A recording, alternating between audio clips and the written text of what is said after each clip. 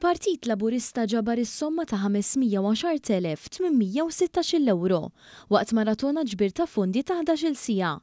Din il-maratona saret fiċ-Ċentru Nazzjonali Laburista u xandret fuq l-istazzjonijiet 1 ġimgħa wara li bdiet il-kampanja elettorali tal-Partit Laburista għall-elezzjonijiet ta' 8 ta' Ġunju li ġej bit-tema Is-saħħa lil-Maltin.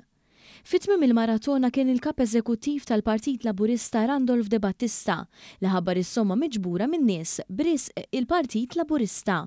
Sa dan it-tant preżenti għal-maratona kien hemm il-Prim Ministru Roberta Bela, martu Lidja u bintom Georgia May. F'messaġġ li għamel il-Prim Ministru mexxej Laburista Roberta Bela qal li fi żmien Gvern Nazzjonalista kienu jaslu l-kontijiet u issa il-familji u l-ħaddiema qed jirċievu ċekkijiet.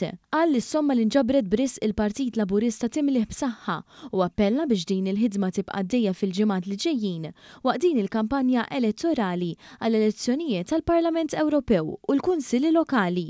Matul din il-maratona ġbir ta' fondi kien hemm bosta membri tal-Kabinett, deputati Laburisti u anke 9 kandidati għall-elezzjoni tal-Parlament Ewropew u kandidati għall-elezzjonijiet tal-Kunsilli Lokali.